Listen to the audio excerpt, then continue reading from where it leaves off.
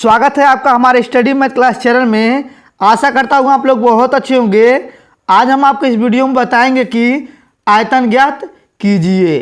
तो देखिए कक्षा 10 के चैप्टर नंबर 13.2 से लिया गया है। तो देखिए इसमें दो क्वेश्चन बताया जाएगा जो आपके बोर्ड में आने वाला है। तो आप लोग शुरू से लेकर लास्ट तक पूरा वीडियो देख लेंगे तो आपको आयतन निकालने आ जाएगा। तो देखिए इसमें पहला नंबर क्वेश्चन हम बताते हैं आपको।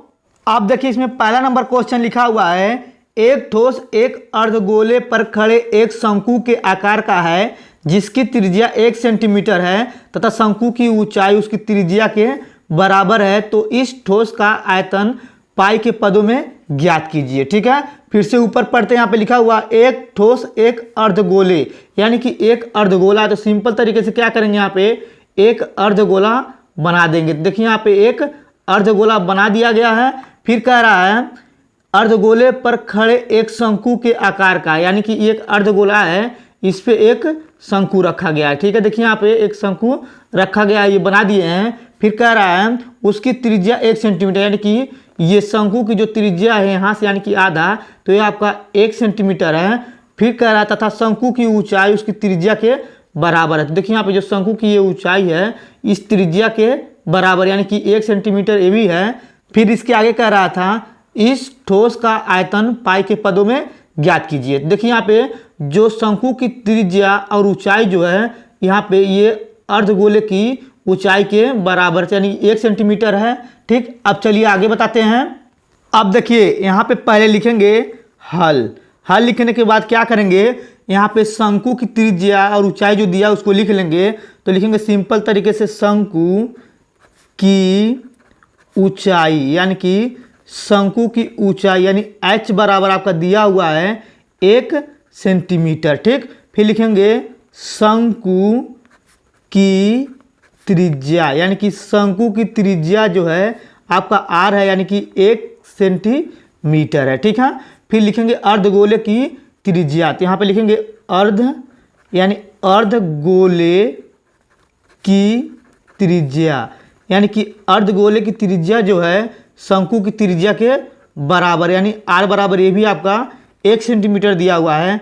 फिर अर्धगोले की त्रिज्या जो है अर्धगोले की ऊंचाई के बराबर है। तो यहाँ पे लिखेंगे अर्धगोले की ऊंचाई, यानी कि अर्धगोले का ऊंचाई आपका h बराबर दिया हुआ है 1 सेंटीमीटर। ठीक, इतना आपको समझ में आ रहा है। तो चलिए अब इसके आगे बताते हैं। अब यहाँ पे लिखेंगे तो अब इसमें क्या कह रहा है, इस ठोस का आयतन पाई के पदों में ज्ञात कीजिए। तो लिखेंगे यहाँ पे ठोस का आयतन, यानी कि ठोस का आयतन बराबर, यानी कि देखिए यहाँ पे क्या है शंकु है, तो लिखेंगे शंकु का आयतन, यानी कि शंकु का आयतन प्लस अर्धगोले का आयतन। ठीक है, यानी कि यहाँ पे लिख दिए शंकु का आयतन प्लस अर्धगोले का आयतन, यानी कि शंकु के आयतन को जोड़ दिए हैं और अर्धगोले का आयतन को जोड़ दिए हैं। ठीक, अब देखिए शंकु का आयतन होता है यानी कि 1/3 पाई r स्क्वायर h होता है, फिर प्लस अर्धगोले का आयतन। तो अर्धगोले का आयतन आपका होता है 2/3 पाई r पे q होता है। ठीक है, अब देखिए इसमें क्या करेंगे, पाई का मान नहीं रखेंगे। तो क्या करेंगे, सिंपल तरीके से लिखेंगे 1/3 गुणे पाई, यानी कि पाई का मान नहीं रखेंगे तो क्या करेंगे शंकु की त्रिज्या, यानी कि शंकु की त्रिज्या देखिए यहाँ पे लिखा था 1, यानी कि 1 गुणे 1 हो जाएगा क्योंकि 2 बार था। फिर शंकु की ऊंचाई आपका दिया था 1, तो यहाँ पे लिखेंगे 1, फिर प्लस यहाँ पे क्या करेंगे 2/3 लिख देंगे, गुणे में पाई लिख देंगे, फिर गुणे, यानी कि यहाँ पे अर्धगोले की त्रिज्या, यानी कि अर्धगोले की त्रिज्या 1 सेंटीमीटर था, तो लिखेंगे 1 गुणे 1 गुणे 1 3 बार लिख देंगे। अब देखिए क्या करेंगे, यहाँ पे पाई में 1 से गुणा किया जाएगा तो आपका आ जाएगा पाई/3 प्लस यहाँ पे भी गुणा किया जाएगा तो आपका आ जाएगा 2 पाई/3 आ जाएगा। ठीक है, अब देखिए क्या करेंगे, इसको भिन्नों का जोड़ कर लेंगे, यानी कि पाई प्लस 2 पाई और बटे में आपका हो जाएगा 3। ठीक, अब देखिए थोड़ा ऊपर करके इसको जोड़ देंगे सिंपल तरीके से, तो आपका आ जाएगा 2 और 1 3 पाई आ जाएगा और बटे में आपका आ जाएगा 3। तो देखिए 3 से 3 काट देंगे तो आपका आ जाएगा पाई यानी कि घन। ये आपका आंसर हो गया। अब चलिए दूसरा बताते हैं। अब देखिए इसमें दूसरा नंबर लिखा हुआ है, एक इंजीनियर के विद्यार्थी रचेल से एक पतली एल्युमिनियम की शीट का प्रयोग करते हुए एक मॉडल बनाने को कहा गया है जो एक ऐसे बेलन के आकार का हो जिसके दोनों सिरों पर 2 शंकु जुड़े हुए हों। इस मॉडल का व्यास 3 सेंटीमीटर है और इसकी लंबाई 12 सेंटीमीटर है। यदि प्रत्येक शंकु की ऊंचाई 2 सेंटीमीटर हो तो रचेल द्वारा बनाए गए मॉडल के अंतर्विष्ट हवा का आयतन ज्ञात कीजिए। यह मान लीजिए कि मॉडल की आंतरिक और बाहरी विमाएं लगभग बराबर हैं। ठीक है, अब देखिए थोड़ा फिर से ऊपर से पढ़ लेते हैं। लिखा हुआ, एक इंजीनियर के विद्यार्थी रचेल से एक पतली एल्युमिनियम की शीट का प्रयोग करते हुए एक मॉडल बनाने को कहा गया है जो एक ऐसे बेलन के आकार का हो जिसके दोनों सिरों पर 2 शंकु जुड़े हुए हैं। देखिए वहाँ पे क्या कह रहा है, देखिए यहाँ पे सिंपल तरीके से कह रहा है यानी कि एक बेलन हो। ठीक है, तो देखिए यहाँ पे क्या कि एक बेलन बना दिए हैं। फिर कह रहा है यानी कि इनके दोनों सिरों पर 2 शंकु जुड़े हुए हैं, यानी कि एक सिरे पे यहाँ पे शंकु जुड़ा हुआ हो। ठीक, इतना को समझ में आ रहा होगा। फिर कह रहा है यानी कि नीचे भी एक शंकु जुड़ा हुआ हो। ठीक है, देखिए यहाँ पे बना दिया सिंपल तरीके से, ये आपका शंकु जुड़ा हुआ है। ठीक है, इतना को समझ में आ रहा होगा। फिर कह रहा है यानी कि इस मॉडल का व्यास यानी कि इसका यानी कि यहाँ से लेके यहाँ तक ये व्यास आपका दिया हुआ है 3। तो क्या करेंगे, इसमें 2 से भाग करेंगे यानी कि त्रिज्या यानी r बराबर ये आपका दिया हुआ है, तो यही इसके बराबर भी होगा यानी कि r बराबर आपका हो जाएगा 3/2 सेंटीमीटर। ठीक है, इतना आपको समझ में आ रहा होगा। फिर कह रहा है इसकी लंबाई यानी कि ऊपर से लेकर नीचे तक इसकी लंबाई जो दिया हुआ आपका यानी कि 12 सेंटीमीटर दिया हुआ है। यदि प्रत्येक शंकु की ऊंचाई यानी कि ये शंकु की ऊंचाई आपका दिया हुआ 2 सेंटीमीटर, तो इसका भी होगा आपका 2 सेंटीमीटर। इतना आपको समझ में आ रहा होगा। तो देखिए चित्र दिखा नहीं होगा, चलिए थोड़ा ऊपर करके दिखा देते हैं। तो देखिए यहाँ पे सिंपल तरीके से यहाँ पे चित्र दिख रहा होगा आप लोगों को, यानी कि बेलन की ऊंचाई आपका 12 सेंटीमीटर दिया था और यहाँ पे शंकु की ऊंचाई 2 सेंटीमीटर, तो नीचे वाले शंकु का भी 2 सेंटीमीटर होगा और इसका यानी कि शंकु की यानी कि व्यास आपका दिया था 3। तो क्या करेंगे, इसमें 2 से भाग करेंगे तो आपका r बराबर आ जाएगा 3/2। ठीक, ये देखिए चित्र आप लोग को समझ में आ रहा होगा। तो क्या करेंगे, सिंपल तरीके से यहाँ पे लिखेंगे हल।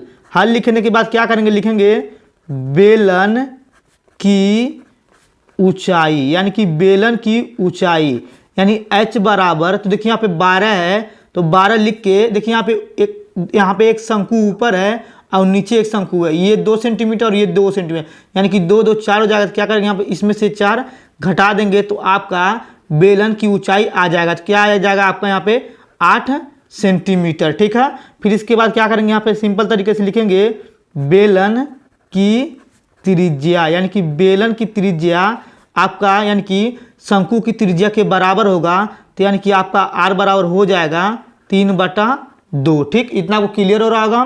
फिर क्या करेंगे, यहाँ पे लिखेंगे शंकु की ऊंचाई यानी कि शंकु की ऊंचाई यानी h बराबर 2 सेंटीमीटर। ठीक है, फिर यहाँ पे लिखेंगे शंकु की त्रिज्या यानी कि शंकु की त्रिज्या यानी कि r बराबर आपके लिखा हुआ है 3/2। ठीक, तो चलिए थोड़ा ऊपर कर लेते हैं। तो देखिए इसमें लिखा हुआ था यानी कि हवा का आयतन ज्ञात कीजिए। यहाँ पे सिंपल तरीके से लिखेंगे यानी कि हवा का आयतन यानी कि हवा का आयतन बराबर आपका हो जाएगा यानी कि देखिए यहाँ पे बेलन लिखा हुआ है तो सिंपल तरीके से लिखेंगे बेलन का आयतन यानी कि बेलन का आयतन हो गया। फिर प्लस यानी कि देखिए 2 शंकु है यानी कि एक ऊपर नीचे यानी कि 2 शंकुओं का आयतन यानी कि 2 शंकुओं का आयतन क्या किए हैं, बेलन का आयतन और प्लस 2 शंकुओं का आयतन जोड़ दिए हैं। अब देखिए इसका फार्मूला लिख देंगे तो आपका होता है पाई r² h। ठीक, इसके बाद प्लस यानी कि 2 गुणे शंकुओं का आयतन होता है यानी यानी कि 1/3 पाई आर स्क्वायर एच होता है, यानी कि ये शंकु का आयतन होता है और इधर बेलन का आयतन होता है। अब क्या करेंगे, यहाँ पे लिखेंगे 22/7 और देखिए यहाँ पे बेलन की त्रिज्या दिया हुआ है आपका 3/2, तो लिखेंगे यहाँ पे 3/2 गुणे 3/2, ठीक। फिर गुणे में यहाँ पे इसकी ऊंचाई जो दिया हुआ है यानी कि 8 दिया है, तो सिंपल तरीके से 8 लिख लेंगे। फिर प्लस यहाँ पे लिखेंगे 2 यानी गुणे 1/3 पाई का मान आपका हो जाएगा 22/7 और उसके बाद यहाँ पे शंकु की त्रिज्या दिया हुआ है 3/2 गुणे 3/2 और इसकी ऊंचाई जो दिया है 2 दिया है, ठीक है। इतना आपको समझ में आ रहा होगा। अब इसके बाद क्या करेंगे, सिंपल तरीके से इसको हल कर लेंगे। तो देखिए यहाँ पे काटेंगे, 2 से काट देंगे, 2 एक कम 2, 2 चौका 8, फिर 2 से काटेंगे तो आपका हो जाएगा 2 दूनी 4 हो जाएगा, ठीक है। तो फिर यहाँ पे ऊपर क्या बचा है, यहाँ पे सिंपल तरीके से यानी कि 22 गुणे 3 गुणे 3 गुणे 2 और बटे में आपको बचा हुआ है 7, ठीक। फिर प्लस यहाँ पे देखिए क्या करेंगे, 2 से 2 काटेंगे, 3 से 3 काटेंगे, फिर 2 से 2 काट देंगे तो आपका बचेगा ऊपर 22 गुणे 3 और बटे में 7, ठीक। इतना आपको समझ में आ रहा होगा। तो देखिए क्या करेंगे यहाँ पे यानी कि 22 और 3 गुणे 2 करेंगे तो आपका आ जाएगा गुणा करने पे यानी कि 396 और बटा 7 प्लस इसको गुणा करने तो आपका हो जाएगा 66/60, ठीक है। तो क्या करेंगे, इसको सिंपल तरीके से एलसीएम लेकर हल कर लेंगे तो आपका आ जाएगा देखिए यहाँ पे यानी कि 396 प्लस 66/7 हो जाएगा, ठीक है। अब इसको जोड़ देंगे तो आपका आ जाएगा यानी कि 462/7 आ जाएगा। देखिए यहाँ पे क्या करके सिंपल तरीके से इसको भाग कर देंगे तो आपका आ जाएगा 66 सेंटीमीटर क्यूब, ठीक है। ये आपका आंसर हो गया। अगर ये वीडियो आपको पूरा समझ में आ गया होगा तो वीडियो को लाइक और कमेंट जरूर कर दीजिएगा। अगर आप लोग मेरे चैनल न्यू हो गए तो चैनल को सब्सक्राइब जरूर कर दीजिएगा। तो